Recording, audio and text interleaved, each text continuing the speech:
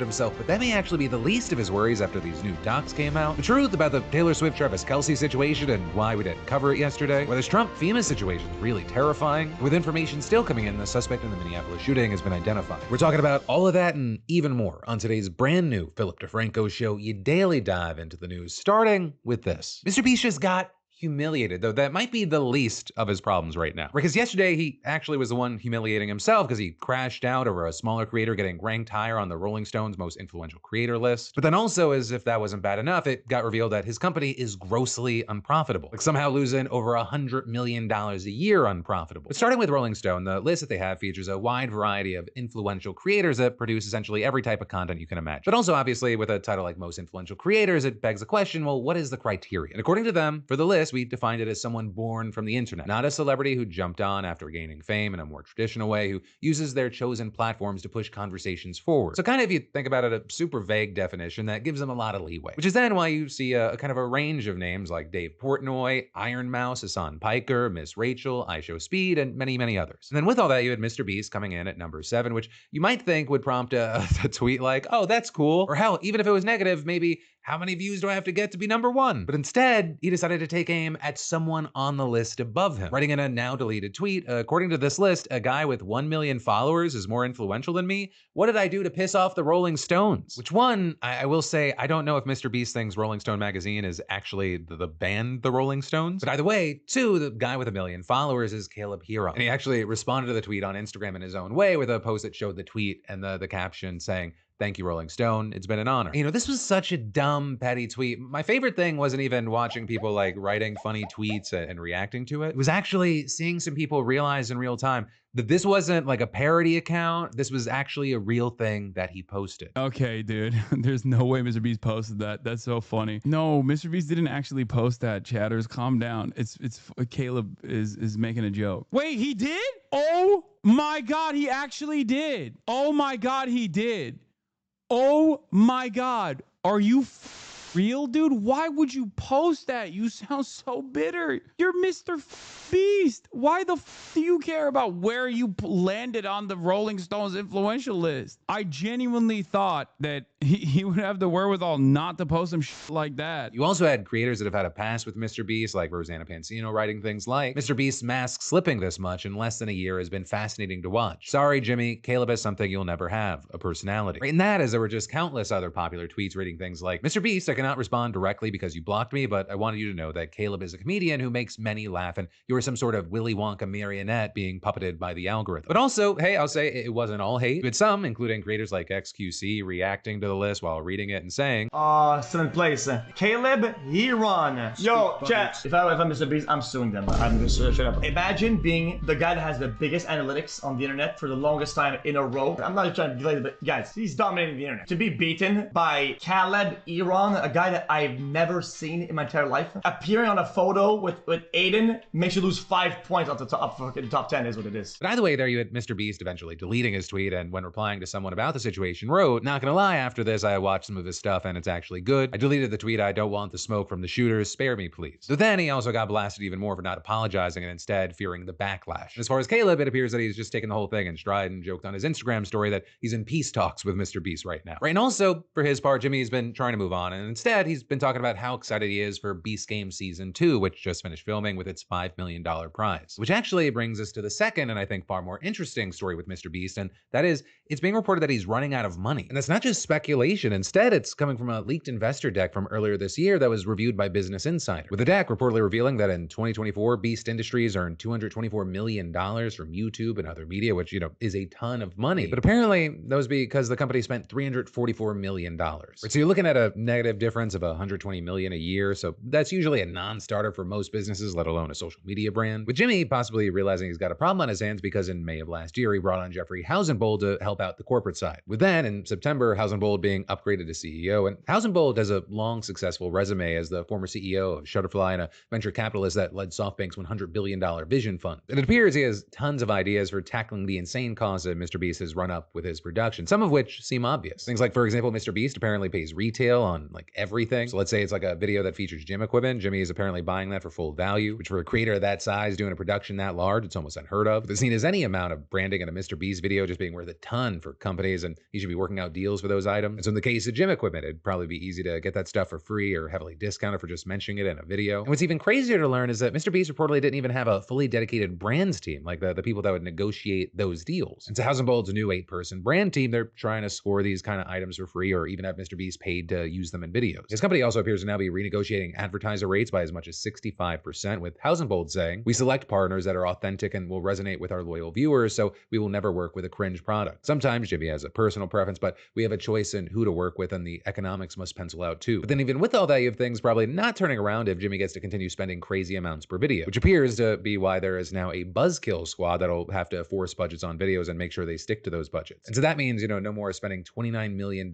for just the sets of the first 2 episodes of a Beast Game season and losing tens of millions of dollars on the project. A mistake so massive that even Jimmy said, "I'm an idiot." And reportedly, according to one ex-staffer, these changes over the past few months have meant that it's getting more corporate, saying people were used to the Wild West and now you can't run a company this size that way. Now, with all that said, I think it is hyperbolic to say that MrBeast is running out of money, because when you look at it, it appears that the media side's really just the side that's bleeding money. Things like Beastables and other MrBeast products are actually very profitable for the company and accounted for about half the revenue. And so to a certain degree, you could argue that all the videos, they're essentially just big ads. Though that said, they obviously want that side to also be profitable, and House & Bold's confident that by this year, things will turn around. In fact, in that same leaked investor deck, it claimed that the company is projected to make $317 million in media revenue and spend just $292 million. But for now, we'll have to wait to see how it plays out. Though I'll say, it really does feel like MrBeast is too big to fail. Obviously, those could be famous last words, but his weird, petty reaction to the Rolling Stone thing aside, there's really just never been anyone like MrBeast in our space. Like, his bad view videos are 62 million plus. But yeah, whether it be the Rolling Stone of it all or the business side, I'd love to know your thoughts and reactions to what we're seeing right now. And then I've got more news for you in just a minute. But first, let me say, I drink lots of water. Partly because I have PKD, polycystic kidney disease, but also because clean water, it impacts everyone's health. Be it with my kidneys already working overtime, it's a top priority for me. After researching tons of water purifiers, I started using CovePure, today's sponsor and the only purifier I trust to do the job. And it's simple. The fewer toxins in your water, the less pressure on your body, especially your kidneys. And a lot of people just don't realize how much harmful stuff's in the water. Arsenic, lead, microplastics, even PFAs, aka forever chemicals. So yeah, clean water matters for everyone, kidney issues or not. CovePure is certified to remove up to 99.9% of harmful contaminants. Pitcher filters only remove 23% of arsenic. Bottled water is not much better. One study found over 240,000 microplastic particles in a single liter of bottled water. And CovePure is installation free. I plug it in and it gives me hot or cold water instantly. That's perfect. Wow, that's better than my fridge filter. And I love that I can monitor my water quality in real time and it looks great in my kitchen or wherever I put it. Your body is 60% water, and if it's not clean, you're neglecting the foundation that your body runs on. So hey, get complete peace of mind with a water purifier I trust. Scan that QR code or go to covepure.com/DeFranco to get $200 off. And definitely hurry because that offer won't last. But then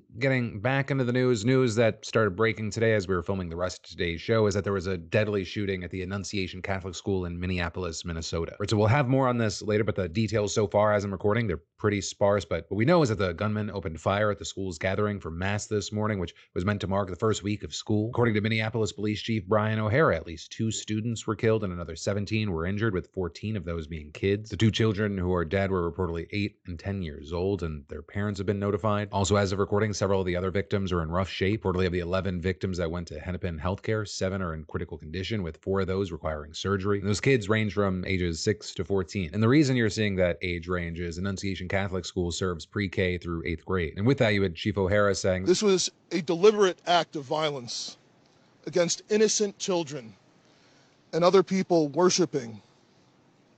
The sheer cruelty and cowardice of firing into a church full of children is absolutely incomprehensible." As for the gunman, Chief O'Hara confirmed that he was identified as 23-year-old Robin Westman, who took his own life at the scene. Westman reportedly had no criminal history and had recently purchased the shotgun, rifle, and pistol he had on him at the time of the shooting lawfully. He also said that there was a manifesto from the shooter that appeared to be scheduled to go live on YouTube immediately following the shooting, with that seemingly including footage of Westman at the scene. With that manifesto quickly being taken down by the FBI, and investigators still saying they're working on identifying a precise motive. There was also a rumor that the shooter brought an explosive device, but that was quickly debunked by the chief, who who said that something like a smoke bomb was found, but no true explosive. We're saying it was more like a firework than anything else. And as far as motive and more information, there's an investigation still ongoing. Though as I'm recording this, there's more and more coming in, but we want to give it time to make sure what's true and what's being kind of more speculative. But with all this, as far as the responses, we saw Minnesota Governor Tim Walz saying on X that he's been briefed on the situation and saying, "I'm praying for our kids and teachers whose first week of school was marred by this horrific act of violence." Senator Amy Klobuchar saying, "I am heartbroken by the horrific violence at Annunciation Catholic School in Minneapolis this morning," saying, "My prayers are with the students, teachers, and families, and I am grateful for the first responders who were on the scene." But you also then had Minneapolis Mayor Jacob Frey not playing with the thoughts and prayers conversation, saying, "Don't just say this is about thoughts and prayers right now. These kids were literally praying. It was the first week of school. They were in a church." And all of this is, we know that Donald Trump has been briefed on the shooting, with the White House saying they're monitoring updates. But obviously, as we wait for more information to come out and get confirmed, our hearts go out to these kids, their families, and all the staff, and just everyone that's having to go through this horrific tragedy. But then, shifting gears from that very heavy news, we should also talk about another thing that you should probably be worried about, though in a very different space. FEMA employees are now being placed on administrative leave after warning that Trump's overhaul of the agency could lead to another Hurricane Katrina. Which is saying something, because a little reminder, because it's been a minute, it was the costliest disaster in U.S. history and one of the deadliest. We're talking 1,833 deaths and $161 billion in property damage. And it was a slow federal response that we saw there that led to the passage of the Post-Katrina Emergency Management Reform Act, a law that on Monday nearly 200 current and former FEMA employees accused the Trump administration of just ignoring. Or they signed a letter called the Katrina Declaration, and they wrote, "Our shared commitment to our country, our oaths of office, and our mission of helping people before, during, and after disasters compel us to warn Congress and the American people of the cascading effects of decisions made by the current administration." And then they added that they hoped that their warnings would come in time to prevent not only another national catastrophe like Hurricane Katrina, but also the effective dissolution of FEMA itself and the abandonment of the American people such an event would represent. Right, and a big thing to hone in on here is that the employees highlighted specific provisions from the act that they say that the Trump administration is failing to follow. Things like a requirement that FEMA administrators have a demonstrated ability in and knowledge of emergency management, which, yeah, seems like a plus. And then another being that the Homeland Security Secretary may not substantially or significantly reduce the authorities, responsibilities, or functions of the agency. Brings us to the guy that's in charge, David Richardson, who you might remember as the guy who told the employees back in June that he didn't know that the U.S. had a hurricane season. And then as far as interference from the Homeland Security Secretary, we've got things like Kristi Noem imposing new spending rules that have delayed hundreds of FEMA contracts and seemingly even impacted the agency's response to the flooding in Texas back in July. And all that is, you remember that the administration has also cut billions of dollars in FEMA grants intended to help communities deal with disasters. Trump even said in June that he wanted to eliminate FEMA after the end of the hurricane season and move emergency management efforts back to the state level. With that take, then, probably making it not that big of a surprise that the acting FEMA press secretary claimed that the administration's just working to reduce red tape, inefficiency, and outdated processes across the agency, and adding, "It is not surprising that some of the same bureaucrats who presided over decades of inefficiency are now objecting to reform." And then with all that, a now unknown number of the nearly 200 people who signed that letter have been put on administrative leave, which also appears to be something they saw coming. I mean, about 150 FEMA employees who signed the letter purposefully withheld their identities for fear of retaliation, with one even saying that many decided not to sign their names because they were worried about being put on administrative leave, which is also exactly what happened to 144 employees at the EPA after they signed a similar letter criticizing the administration. And notably, while it's not always the top of the news of the day, like, people speaking out, this is not new. You've had employees at the NIH, NSF, and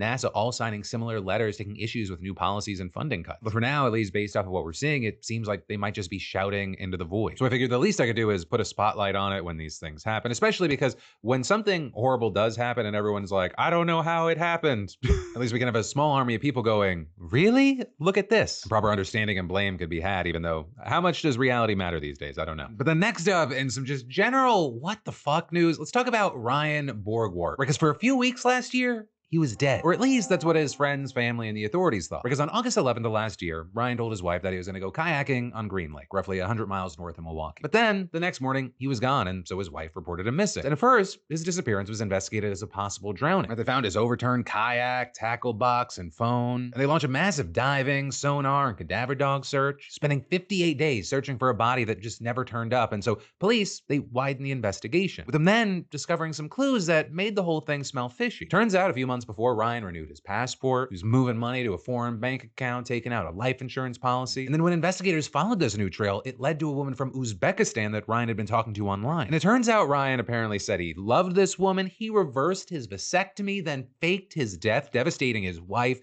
and kids to go start a new life with this woman overseas. And on the actual night of his disappearance, he apparently capsized his kayak, threw his fishing pole, tackle box, phone, wallet, and keys into the lake, and rode an e-bike through the night to Madison before taking a bus to Toronto, and then a flight to Paris, with him then making his way to the country of Georgia, where he set up his new life. He got an apartment and a job, and he settled in with this new woman. But then all of that leading to November, where investigators made contact with Ryan, finding him alive and well, and they persuaded him to come back to Wisconsin, with him then quickly charged with obstructing an officer, and his wife of 22 years divorced him. Now, at first, he pleaded not guilty, but he ended up changing his plea to no contest, which isn't an admission of guilt, but for the purpose of sentencing, it's treated like it is. But then all of that bringing us to why we're talking about Ryan today, and that is that he was just sentenced to 89 days in jail, with the judge seemingly not a fan of Ryan, throwing out the prosecutor's plan for just 45 days and sentencing Ryan to 1 day in jail for every day that he was missing from when police started the search to when they made contact with him. Ryan also agreed to pay $30,000 in restitution to the police department, reimbursing them for the money that they spent trying to find him. And the judge saying that this specific sentence is meant as a deterrent for anyone else thinking of faking their own death, which honestly, up until this moment, I didn't think that there was a need for there to be a deterrent. You know, with all that, as crazy and involved as this story is, it's also not the most surprising, because like, how many people do you know they jump through 25 more steps than just dealing with their issues head on? And I'm just left thinking, don't be stupid.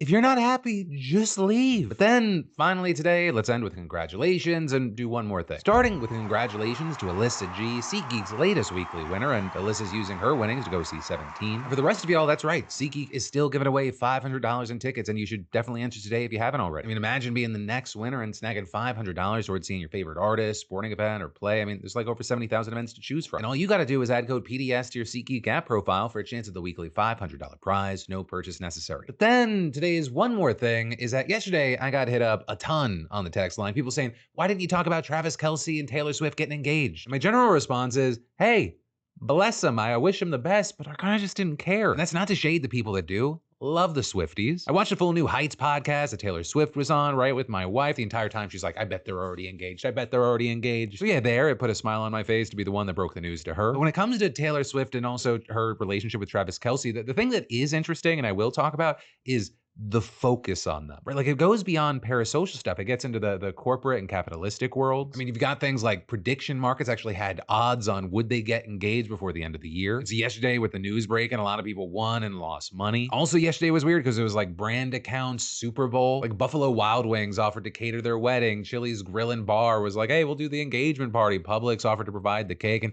Annie Ann's offered to be the flower girl. And hey, at least Krispy Kreme gave out free donuts last night from 5 to 7 p.m. I don't know, I guess I'm just an old man. I'm not even shouting at a cloud. I'm just an old man. I'm like, I don't want to hear the sentence, did you see what the Cheesecake Factory and the Empire State Building said about Taylor Swift's engagement? No, but I saw what Shrek said. And we also saw a reaction from the man that is a part of every single story of our lives for at least the next 3.5 years. And that is that Donald Trump, who in September declared in all caps, I hate Taylor Swift, now said, I think he's a great player. I think he's a great guy. And I think that she's a terrific person. So I wish them a lot of luck. But hey, all that said, I'll leave it with two things. One, they both seem fantastic. I wish them nothing but the best. And two, sending thoughts and prayers to my guys out there in relationships 3+ years with women that really want to get married. Because my guy, I know she's looking at you different today. And then that, it's really got me thinking, are we going to see a rise in proposals over the next year? And then maybe because some people are gonna push a little early, an increase and then divorces several years from there. Oh wait, I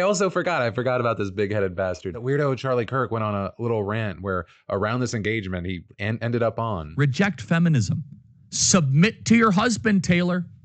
You're not in charge. Look, and the thing is, it's not like he's a singular weirdo. Like, it boggles my mind that there are a number of young men that think like this is what masculinity looks like. Like, if you don't treat your woman like your property or your dog, you're somehow like bitch made. It's a sad state of affairs that women have to deal with shit like that, and then guys have to be unnecessarily grouped in with assholes like that. But that, my friend, is the end of today's show. Tap or click right here to watch your newest episode of my podcast, or tap or click right here to watch the most recent Philip DeFranco show. I've even got links in the description for you for either of those, for YouTube, Spotify, Apple Podcasts, or wherever you most enjoy getting filled in. Thank you for watching. I love yo faces, and I'll see you right back here tomorrow.